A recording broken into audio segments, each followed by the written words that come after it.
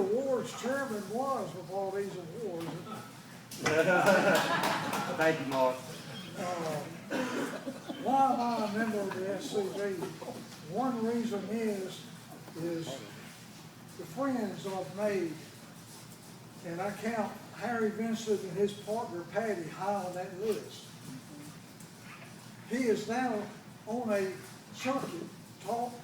He's already been to the military order of the stars and bars. He's got us, he's got Pine Talk, he's got Corinth. So we had to try to schedule work him in tonight. Just right quick, how many people here are divorced?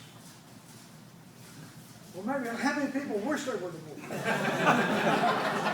Well, the reason I'm asking is, it has always amazed me that people judge just hearing one side of the story. And it's always amazed me, especially being divorced, that they do that. Tonight, you don't hear the other side of the story of Bloody Bill Anderson. I welcome Harry Vinson. Let's give him a applause.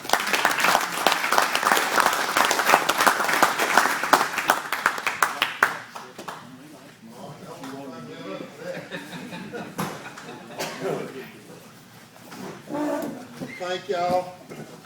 If I'm gonna try to talk loud enough, Buddy, you and Sammy and Dwight, y'all can't hear, just raise your hand. I'll try to get a little louder. I've been accused of being loud and contentious, and others love too. But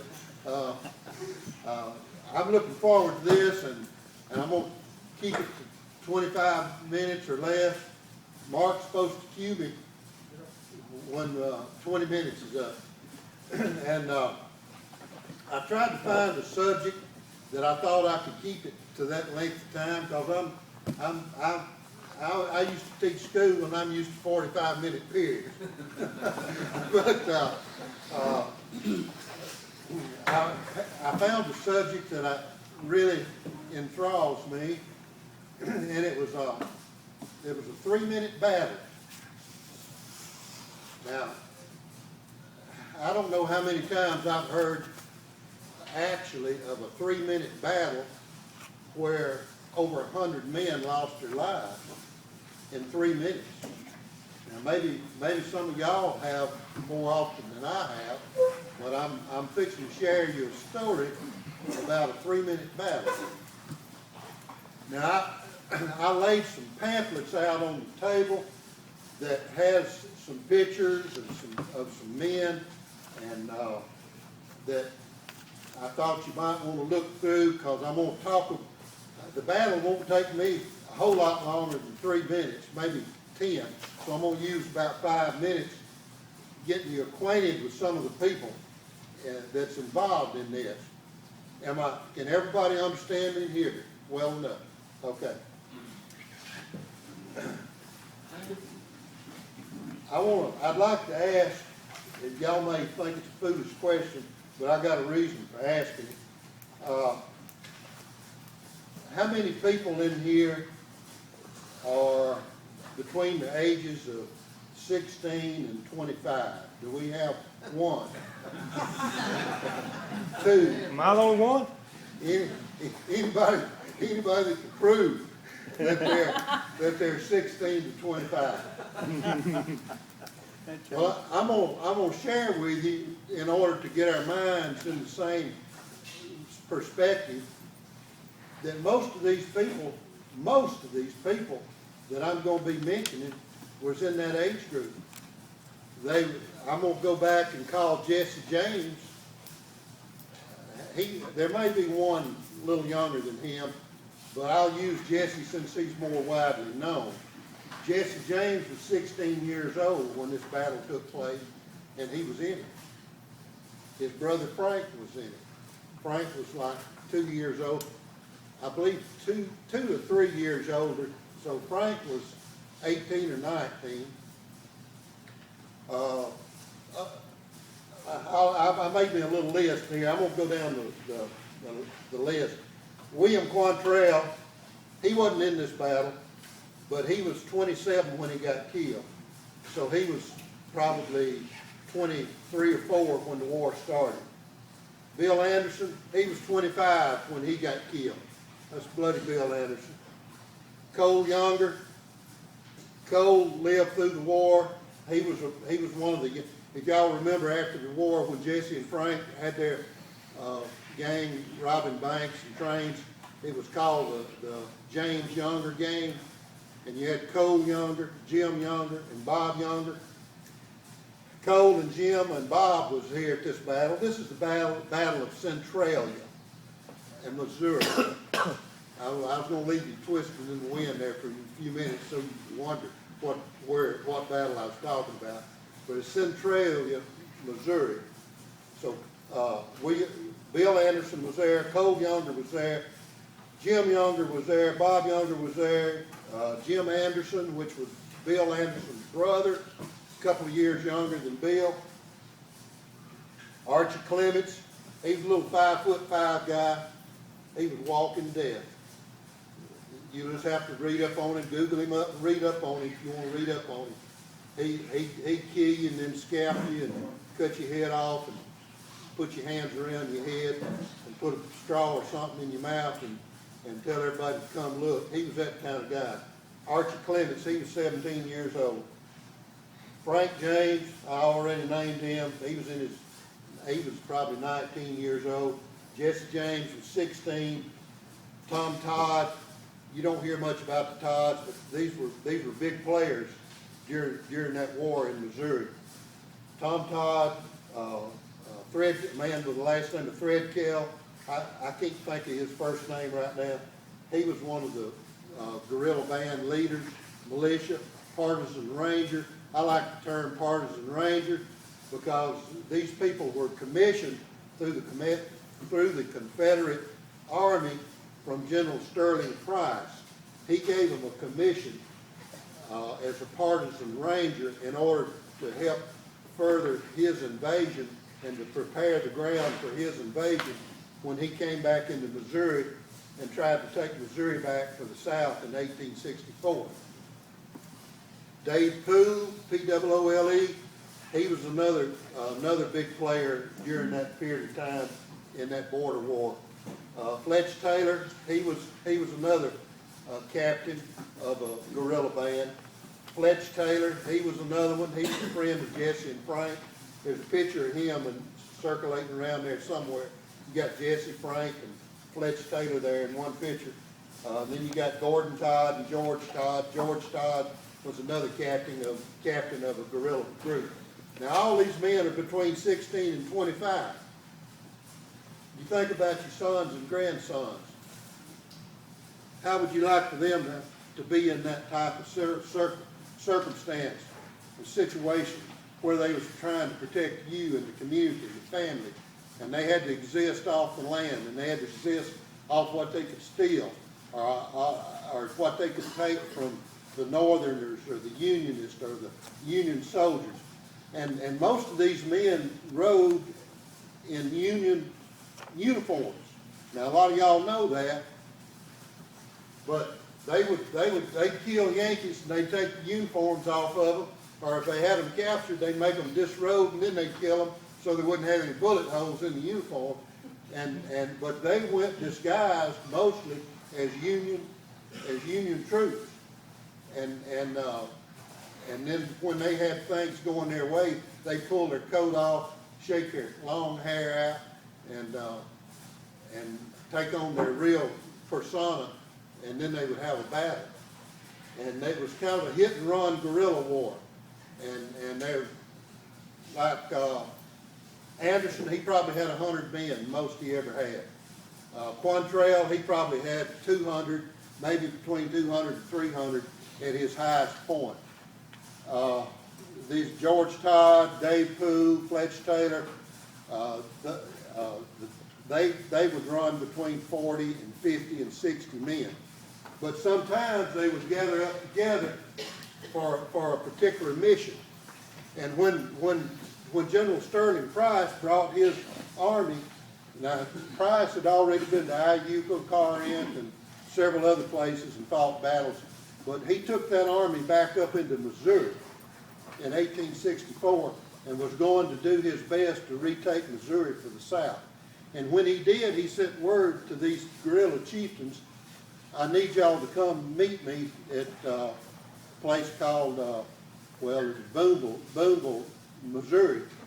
And they came in, they didn't all come in at the same time, but each time they would come in, he would give them their marching orders or what he wanted them to do.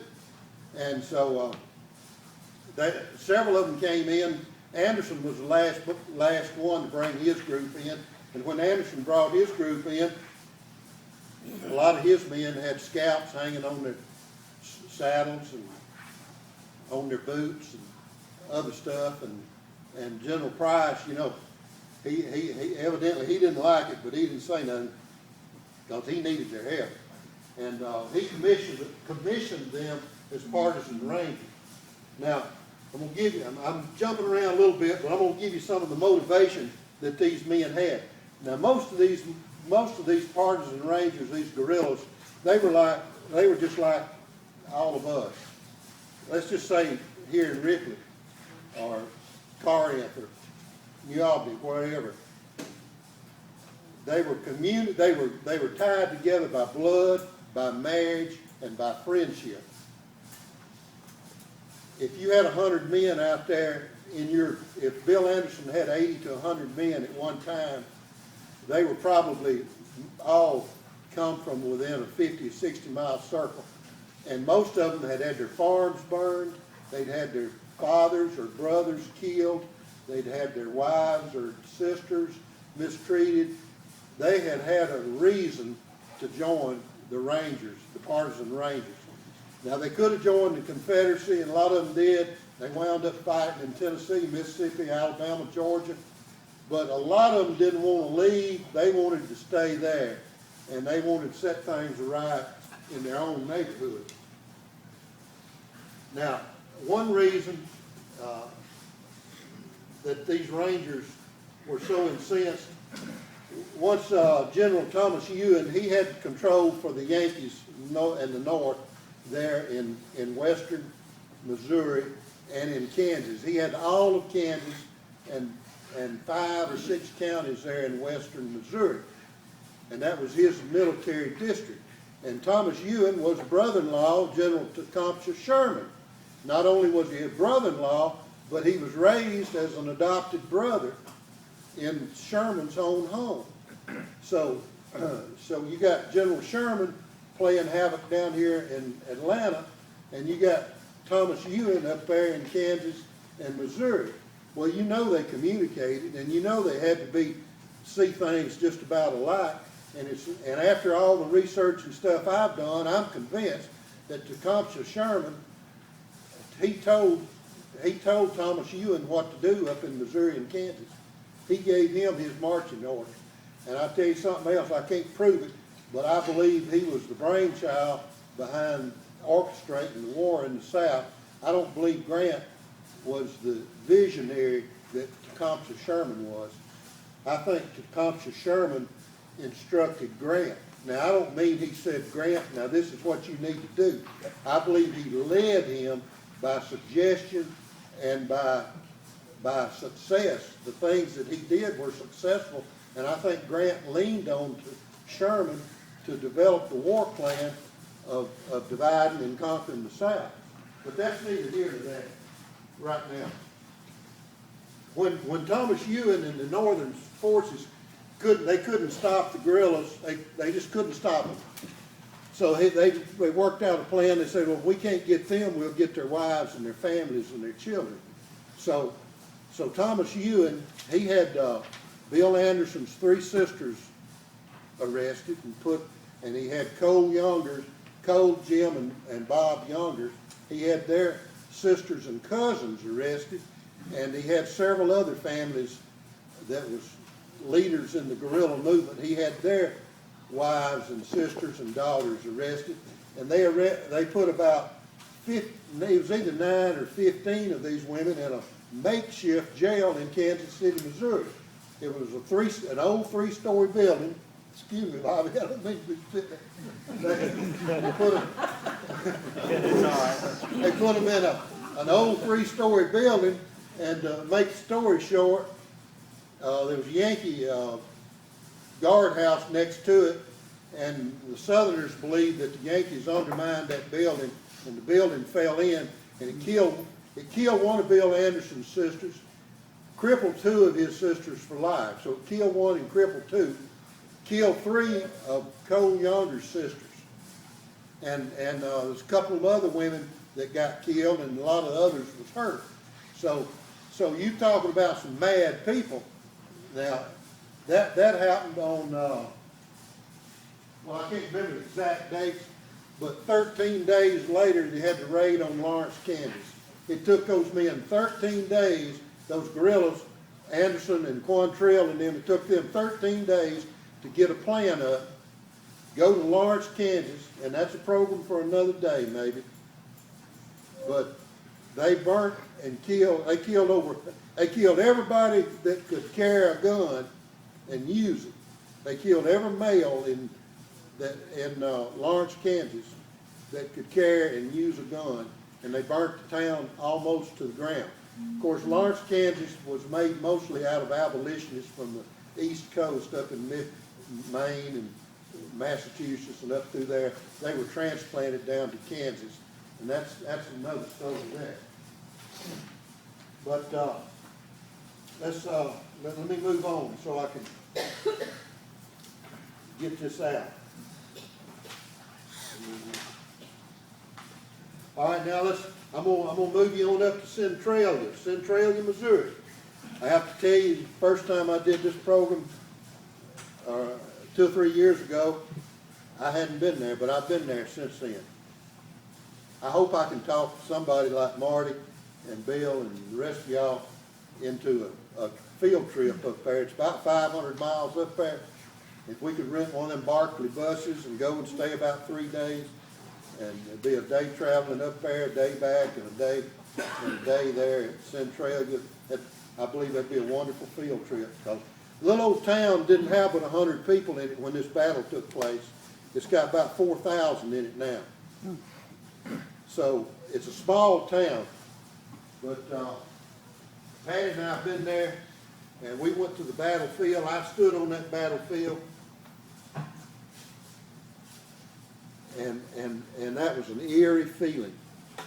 There was going by the reports and by the local historians and what's on YouTube and on the internet, there was 107 federal militia killed in 3 minutes by Anderson and his 80 men with nothing but 6 shooters. Of course, you know, those revolvers had at least 6 shots in them, and they carried anywhere from 5 to 6 revolvers on them.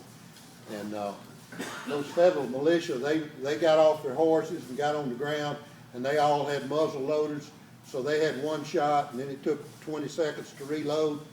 By the time they got off their first shot, they killed two of the charging guerrillas, and the rest of them was on them, and they never got off a second shot. And they rode over them and rode through them. There was 100 of them there. There was 25 holding the horses, and there was 25 more back in Centralia. So they rode. Anderson had 80 men.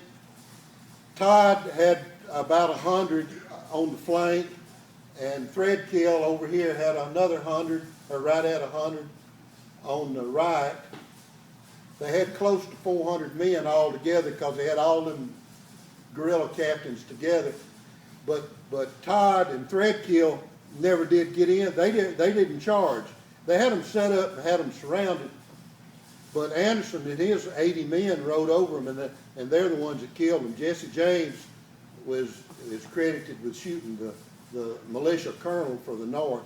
He was a captain or Colonel 1, I don't remember. His name was Abe Johnson, A-B-E Johnston.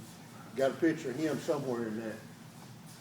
Jesse James, 16 years old, he rode up and shot him in the head, killed him. And then the horse holders, they took off. They saw what happened, or what was happening, and they took off back to Centralia. Well, Todd's men on the left, took off after them. And they chased them down and killed all of them before they could get to Centralia. So that's another 25 that was killed. And then they went on back into Centralia, and they had left, the militia had left another 25 or 30 there to watch after the little town of Centralia. Well, they went on, those Anderson and Threadkill and Todd's men went on in there, and they chased them down and hunted them down, killed all them. So I'm going to tell you about really what brought this battle on in a minute. That's the second part of the battle. Somehow or other I wound up giving y'all the end first. I'll give you the first in a minute. But anyway, I told you about them killing the 100 there, in 3 minutes. Now, all the local historians will tell you that. They gunned that 100 down. Well, they had about 18. Some of them threw the guns down and begged for mercy and wanted to surrender. It was about, I think, 30 of them left, really. By the time the 3 minutes up, there was about 30 of them left, and they was trying to surrender. And they had the federal militia had already put their bayonets in, and they were actually flying the black flag, believe it or not. The federal militia was flying the black flag. Well, you can imagine what them southern boys thought about that. And so when they had done killed them all but 30, and the shooting had quit, if you read the book, it tells about that them boys of Anderson got off their horses and was just grinning at them and looking at them because they knew what they was fixing to do. Well, they went on and killed the rest of them, and they scalped them all. Best I can tell, they scalped them all. Now that don't mean they took the whole scalp, but they took a souvenir, and they cut some heads out. Most of them's heads was cut off, and a lot of other things went on. It was a bloody, bloody day. That was a day of vengeance, because most of those boys had lost friends, brothers, fathers, mothers, sisters, homes, lives, and that was their day of vengeance. And I'm not proud of it. I'm just telling you what happened. And the ones that they run down and killed, they did the same way, and the ones they found in Centralia, they did the same way, the ones that made it back. So when I get through telling you about the last 25, that's going to be 100, and that's going to be counting 3 or 4 citizens that needed it. There was a little over 150 militia, federal militia killed in one day, right there at Centralia, by Anderson, mostly Anderson and his men. Now what started this off was, I'm going to go back to the first part now. How much time I got? All you want. Keep going, brother. Yeah. All right, I'm going to go back to the first part. Now, where this battle really started was, it started because General Price had sent the word out for all the guerrilla chieftains to come together and to meet him. Well, Anderson and his group of Partisan Rangers, they were out looking for General Price, and somehow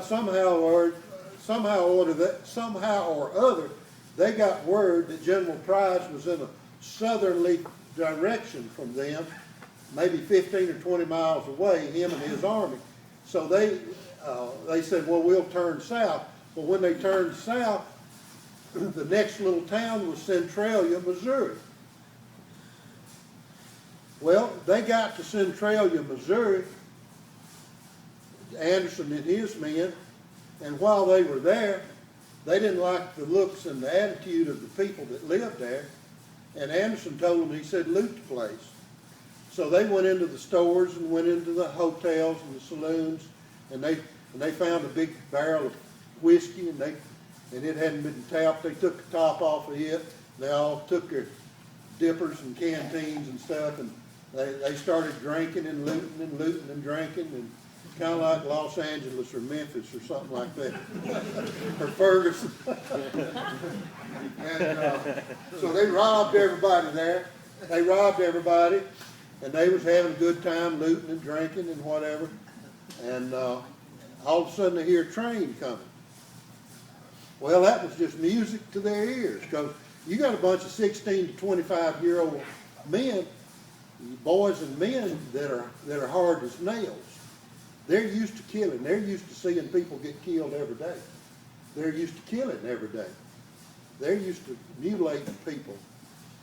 Well, they knew this party was fixing to get bigger. So that train rolled into town, and little Archie, little 5'5" Archie, him and some of the others, he carried some men down there, and they started throwing railroad ties and timbers and lumbers and stuff across the tracks, and they was going to stop that train. Well, the train stopped. There's a little story there too, but the bottom line is the train didn't try to bust through. It stopped just short of the stuff they put on the tracks. Well, some of Anderson's men, it had about 4 coach, it was a passenger train, it had 4 coach cars on it. And then it had the engine, and then it had a caboose, and then it had a car where they kept all their good, valuables and stuff. So these guerrillas, or Anderson's men, they split up. Some of them went into the coach, a couple of them went up to the engine, got to the engineer and the fireman off of there, so they couldn't run off or do nothing. And then little Archie, he found them, there was 23 Union soldiers in one of those coach cars. And they had been down to Atlanta. What are you grinning about? You read this? They had been down to Atlanta robbing, looting, and raping, and burning, and killing with General Sherman. And so I guess they had done their part, and they was on their way home for a furlough. And what I can't figure out is they weren't armed. They didn't have. They're not furloughed. There's no arms. Got no arms. They're not furloughed. They're not in the military. Well, they wasn't very smart. Now they did.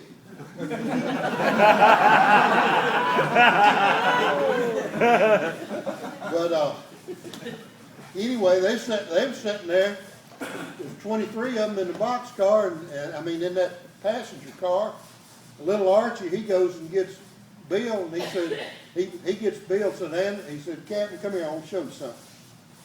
And he comes and opens the door, and he does his hands like this, looky here. And there's those 23 guys sitting there. And so,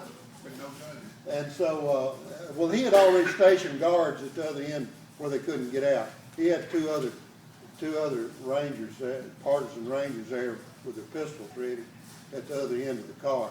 So Bill Anderson had them get out. He said, y'all get out. He said, y'all go over on this side of the train. Well, all the passengers, see, it had civilian passengers on it. They got all the civilian passengers out on the east side of the train. Anderson had those soldiers come out on the west side. Well, they had already robbed all the civilian passengers, took all their money, all their goods. Anderson found $3,000 in the, I can't think of what you call it, train. The express car. Express car. Bill had already found $3,000, and he gave that to Jesse James for safekeeping. I don't know about that, Jesse. But anyway, while he was giving the $3,000 to Jesse, Frank James found a tote bag and opened it up, and it had 10,000 greenbacks in it. So man, so there they done found $13,000 right there in that express car. Well, they were pretty happy, and they were still drinking, having a good time. They drank back then a lot.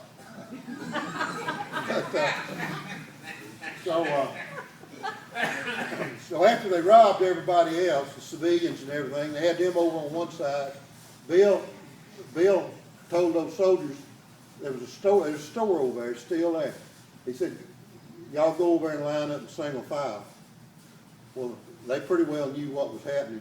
But first thing he did before they got out of the coach car was have them take off their uniforms. I forgot to tell you that. Before Bill told them to get out of the coach car, he told them to take off their uniform. So every one of them had to take off their uniform. Some of them they was all in underwear except one or two, and I don't think they had on any underwear that day, according to the book. Anyway, so Bill told him to go out there, and he had Archie and some of the others go out there and line them up against the building. And of course, they started begging him. They thought they knew probably what was coming. Well, Bill told them. He said, you. How did he say that? You all will die today. That's what he told them. He said, you all will die today. And they started begging him and hollering, we didn't have nothing. And he told them, he said, Bill Anderson told him, he said, I've lost 6 men in the last few days, and they were killed and scalped. And he said, you all will die today. And they started begging, saying, we didn't have nothing to do with that. We was down in Atlanta. We had a Sunday school party in Atlanta, and we was down there on a picnic and a Sunday school party, and we didn't have nothing to do with none of that. And he said, you're all one to me. He said, if you wear the blue, you're all one to me, and you all die. And so he lined up, Bill lined up, Archie, Jesse, Frank, some of the rest of them, they had them all lined up there. Now, they were still on their horses. These men was on foot, lined up against a brick wall there. And Archie told Bill, said, we need to save one for Cave White. That's Cave White, W-Y-A-T-T. That was one of their members that had gotten taken prisoners by the Federals 3 days earlier. And they was going to try to exchange a prisoner for Cave White. Of course, the exchange never did take place, but that's what they was going to do. So Bill and Archie said, we'll need 2 or 3 of them for that. And Bill said, no, 1 will do. And Bill said, Bill told those Federals, said, you got a sergeant out there? And one of the guys finally stepped forward. His name was Tom Goodman. Tom Goodman. He was from Idaho. It's from Iowa. Tom thought he was going to catch a bullet, but Bill told 2 of his men to take him on over yonder and hold him, reserve him, he said. And so then when they got him out of the way, well, Bill and Archie and the rest of them pulled their guns and they just started shooting. So they shot. It was 24 on the train, and they shot and killed 23 of them. And there's a lot of details there I won't go into, but that's an interesting story too. But they killed those 23 soldiers and left them right there where they are. And then, after they had killed them, and they had done all they wanted to do in the little town of Centralia, their camp was about 3 miles southeast, and so they rode down to their camp southeast of there.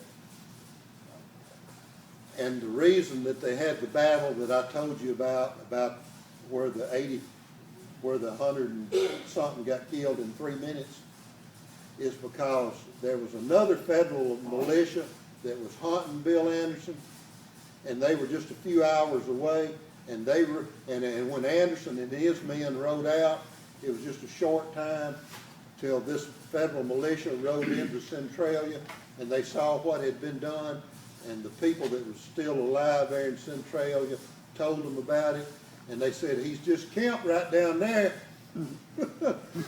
And so Colonel Johnson decided he'll just go right down there and set things right. Well, he went down there, but what I told you at the beginning of this story, Anderson and them knew they was coming. They sent out a few men to get close to them, and so when the Federals saw that half a dozen Southerners on their horses, they started chasing them, and it was Dave Poole and a few more, and they led them right into the ambush. It was set up for an ambush, but it never actually became an ambush because Anderson and his 80 men was in the middle, and they were the ones that charged and did the killing. And the other sides, it was a 3-sided ambush, and the other 2 sides of the ambush they just did the mopping up. They followed the survivors back to Centralia and hunted them down and killed them. Anyway, that's about it. I'm sure I left something out, and I probably went over my time. No. But it's a very interesting story. They got a real good museum there in that little old town. Hattie and I went right to the railroad tracks where that happened, and as far as I know, that store that was there then is still there, and that's where they did the killing. And it is a place called Young's Creek. The battle took place at a place. There's a creek about like some of these creeks around here that runs right through that battlefield. And now you can go out there, and they got a picnic place and a place to park, and they've got the battlefield road fenced off. They got a northern monument over here. They got a southern monument over there that tells about the battle. And I'm gonna tell you, if you know what happened and you walk out there on that field and everything is real quiet.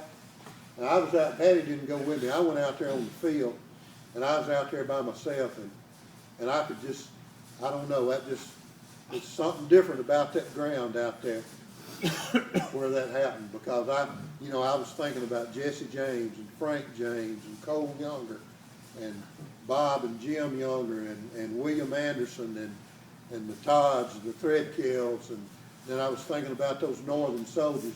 And those Northern soldiers, they were just kids too. They were just, they were between 16 and 25. And it's terrible for that loss of life. It's terrible that we had to have that war. And I don't take any glory in those deaths at all, because y'all know how many deaths we suffered in the South.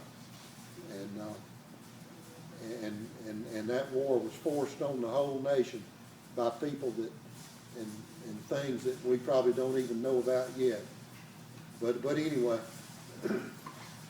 I'll take, if y'all let me, I'll take one or two questions if you have any, and then I'll sit down and that'll be it. Did the sergeant survive that whole thing? He did, didn't he? Yeah. He did. That's a wonderful story there. He stayed captive about 2 weeks. His name is Tom Goodman. I think you've read the book too. And he finally escaped. I think Bill Anderson kind of let him escape.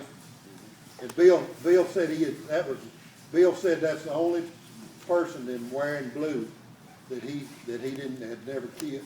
He had killed everybody else he'd had his finger on that wore blue.